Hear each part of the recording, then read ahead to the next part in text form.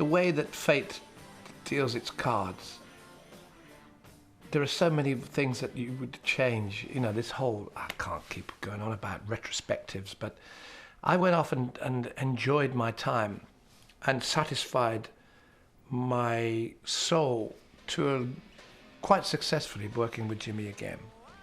And I found that after the romance of working with the Egyptian string sections and percussion and all that, and an orchestra and that whole unleaded period, I really, really wanted to take away from legend and get into idiomatic music. I explained this to Charlie Jones, who played bass with me, and I said, look, I wanted to get something really quite intense, unique, and definitely retrospective, retrogressive, and a real look back at the 60s. Charlie recommended Paul Thompson from The Cure coming along.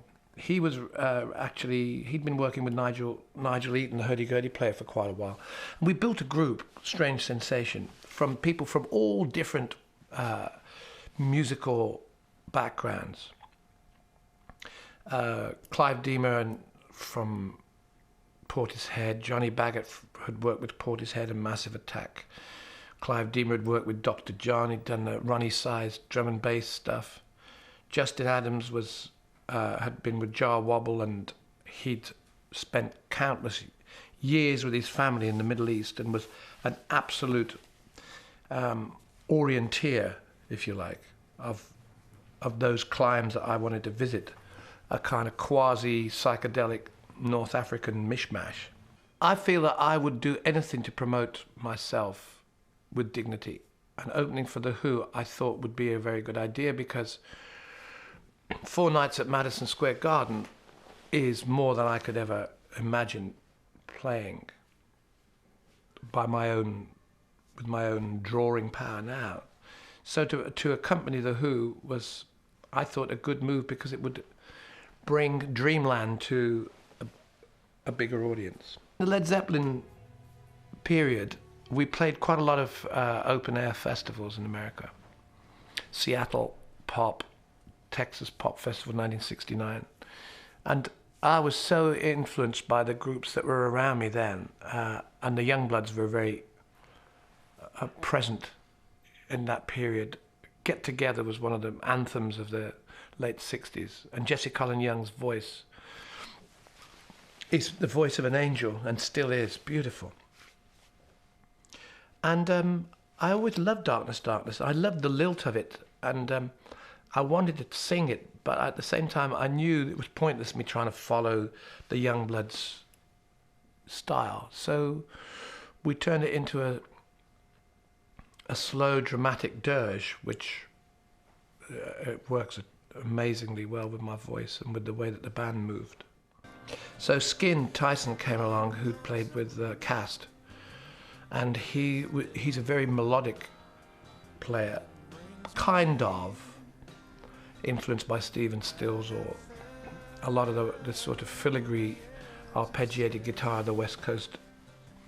And against Justin Adams' forceful North African Howlin' Wolf stuff, the scene was set for what we have today. Charlie Jones left the band to join Goldfrapp, and Billy Fuller came into our group. With Strange Sensation, because the roots are so varied, the band just goes from strength to strength these days. And the whole thing has now taken on this fantastic personality where we can just operate more or less as a sort of rogue hit-and-run situation, and we know exactly what we're doing. It's a fantastic gang. I used to do whatever I could do to buy records when I was at school. And RCA Victor put out some Kings of the Blues EPs with the original Sonny Boy Williamson, Maceo Merriweather, Sleepy John Estes. And I heard If I Ever Get Lucky, I'll Win My Train Fare Home. And I always thought, wow, that's a fantastic lyric. It's like, you can read my letters, but you sure can't read my mind.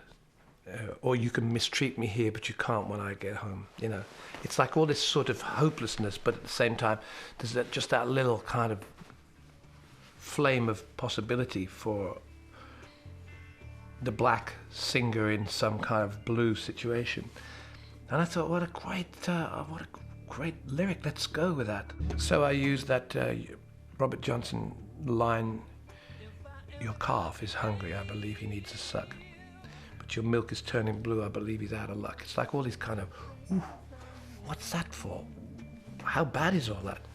Ultimately, and finally, with Mighty Rearranger, I took that blues lyric idea as far as I possibly could by creating a song where there wasn't one lyric that wasn't taken from another song.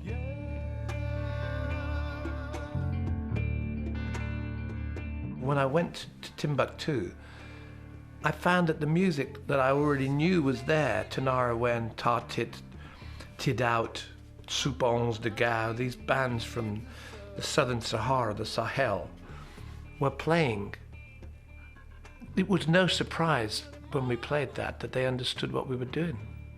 Somehow, when my train fare home was almost like taking the music that had been taken with their forefathers to America and bringing it right back round to Timbuktu in a sort of an amazing journey which took 250 years. Since the development of Strange Sensation Project, it's become much more of a sort of a melange between the sort of tough Led Zeppelin approach with big power mixed with a great North African, West African polyrhythmic percussive moment, mixed with all the different kinds of trance music and goodness knows what. And it means that if you put all those elements together, there are particular places on this planet which get it. Now I have an audience that knows or has a pretty good idea of where I'm going and is not going to be distressed at the fact that I'm going to make a few angular turns. I mean, if I go to see somebody play, I want to be surprised, and I want to be, if I go to see an entertainer, I want it to be another place that they take me to. And that's what I want to do for myself. It's pointless at this time in my life now doing anything by half measures. I've either got to do it or stay away. People are actually going away knowing that they came to get something unusual and they've got it. Not coming because they want to hear Rocket Man. And that's very important, you know. It means that it gives me a very clear and open canvas. And if I didn't have that, I'd be playing far more tennis than I am.